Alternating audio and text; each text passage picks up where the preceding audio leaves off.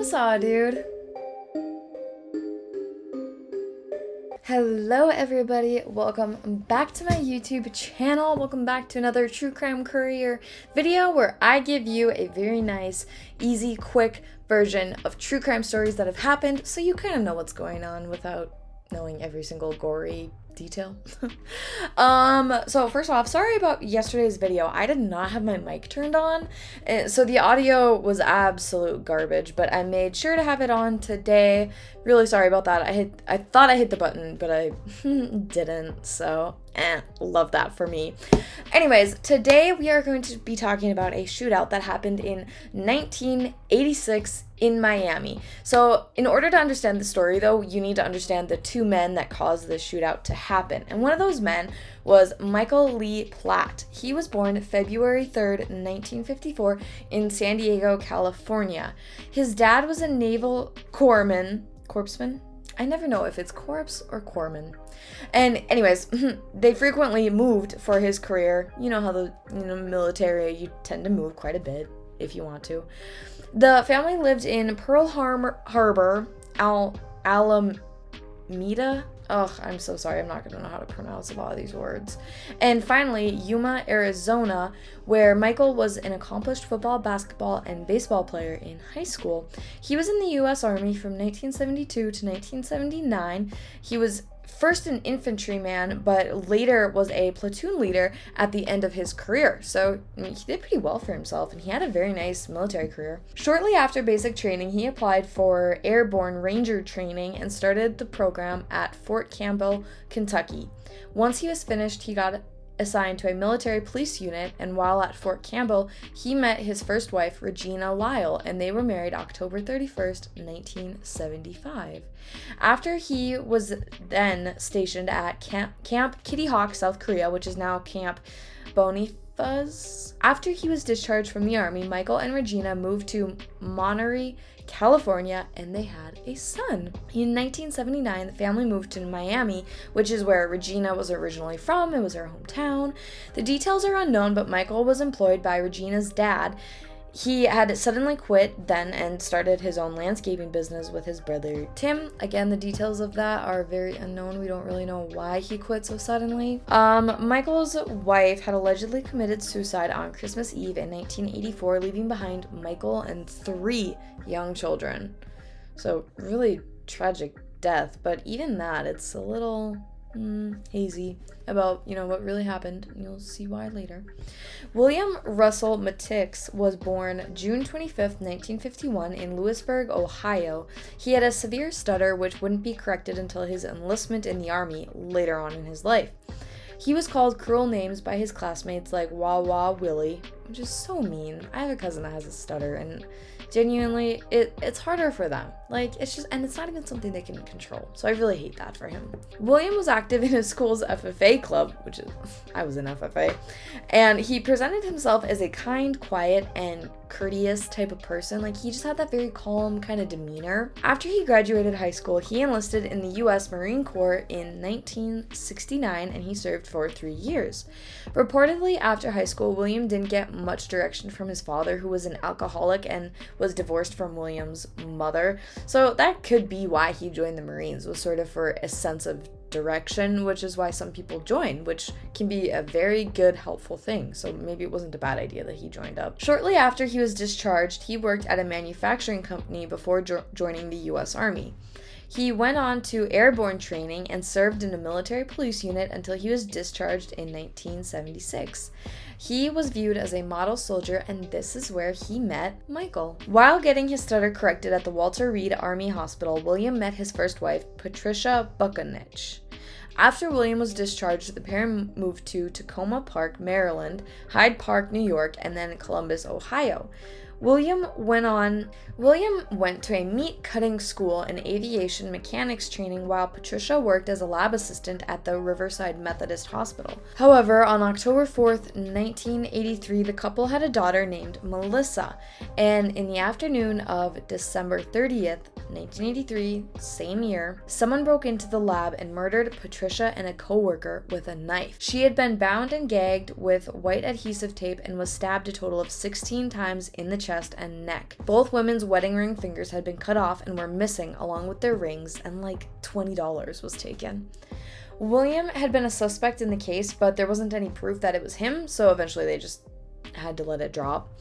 He was able to collect a $350,000 life insurance policy that he had on Patricia. William and Patricia had a 3-month-old baby at the time, which is, that's so sad. William also filed a $3 million wrongful death suit on December 30th against the hospital. I'm really not sure what happened with that. I didn't find any more information with it. The Dispatch also quoted police sources as saying that William refused to take a lie detector test after Patricia was murdered, and he was uncooperative with investigators. So actually, I've heard that these lie detector tests are not very reliable, and then if you take one, they can use it in court as proof, but if these things are unreliable, you're better not to take it than to take it. That's just what I've heard, so I mean, who knows? That could be why. You just never really know. Michael urged William to move to Miami, Florida, where he started going to church and was attempting to become a born-again Christian.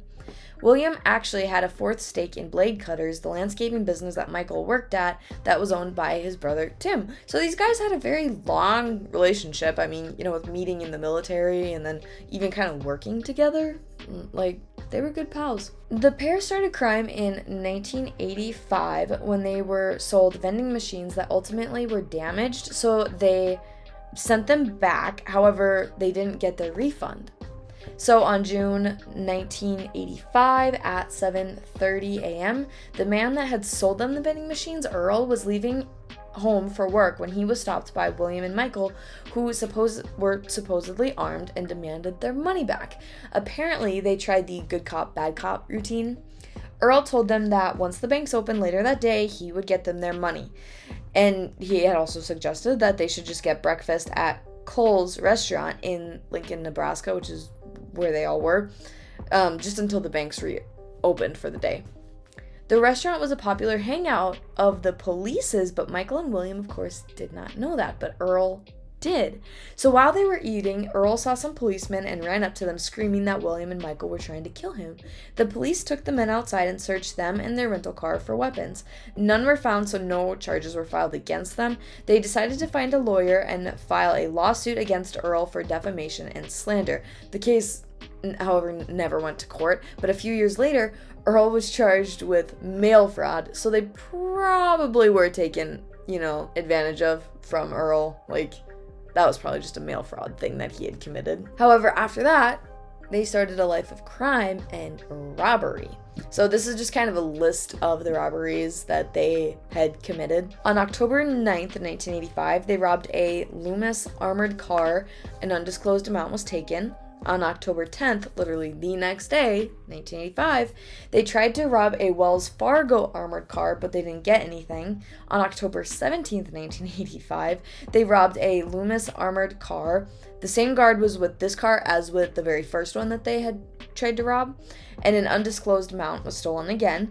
November 8th, 1985, they robbed a teller station and made out with about $10,000.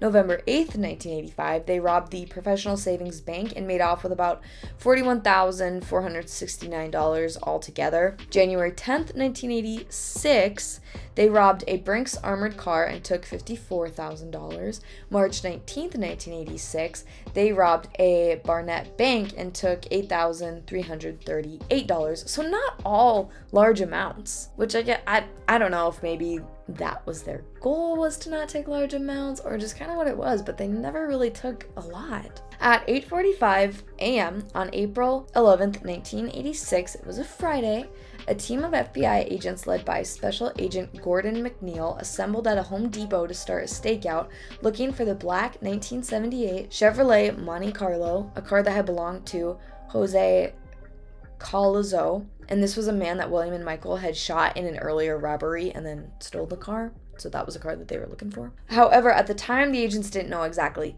whom they were looking for. They were just looking for the car. They were acting on an intuition that the pair would attempt a robbery that morning. They didn't have any proof or any reason to believe that other than an intuition. There were 14 FBI agents and 11 cars on the search. Around 9:30 a.m., agents Grogan and Dove spotted the suspect vehicle and they started to follow. 2 other stakeout team cars joined them and eventually tried to make a traffic stop of the car that was stolen. They tried to find something to pull them over for, but the 2 men were forced off the road following collisions with the cars of FBI agents Morgan, Dove, agents Hanlon and Miralles, and agent Manuzzi. Again, I know I'm saying these names wrong. I just know that I am. The collisions ended up sending the suspect car nose first into a tree in a small parking area in front of a house and pinned between a parked car on its passenger side and Manuzzi's car on the driver's side. Grogan landed the first hit in the gunfight that broke out. He hit William in the forearm. In the end, the shootout had involved 10 people. The 2 suspects and 8 FBI agents. Only 1 person of the 10, Special Agent Manuzzi, didn't end up firing any shots, and this is probably because his firearm was thrown from the car in the car accident that prompted all of this. So he wasn't armed. The whole event only lasted 5 minutes and about 145 shots were fired. So that's a lot of shots to be fired in just 5 minutes. And 5 minutes doesn't seem like a long time, but I'm sure that if we were in that situation, it would feel like a lot longer. Michael was shot twice in the chest and William was shot in the back, and both were killed instantly. Michael was 32 and William was 34 when they died. So what prompted this whole life of crime? We don't really know. And after the shootout, the cases of their wives dying was actually reopened, because if they were criminals and they were willing to go on bank robberies and they actually killed other people as well, that, you know, while they were trying to rob these armored cars and banks and stuff, if other people got in the way, like, they would shoot, and occasionally they did kill people. So, you know, who's to say that they wouldn't kill their wives? Plus, the $350,000 life insurance that was taken out on Patricia was very suspicious after all this that had happened. So police really thought that they possibly had killed their own wives. However, this too, I don't know whatever came of it. And they ended up dead in the end. So it's like, I get wanting to get closure and actually find out what happened. But, you know, who's to say now? Because the 2 suspects are dead. So, I don't know. But this case was really interesting, and I hope I covered everything that was very important in this case. Again, I do, you know, just kind of a more condensed version of these stories for you guys, so you get the gist if you're not into true crime, really, and don't want a ton of the details. But this case was commented on one of my other videos, so thank you very much for commenting and suggesting this case. I did think that it was very interesting. A really crazy story, honestly. But that is it for me today. Thank you guys so much for watching, and if you feel like it, please like and subscribe to my channel. But if not, that's totally cool. Thanks for hanging out with me in this video, and I will be back on Thursday with another True Crime Courier video. Thanks for watching, guys. Bye!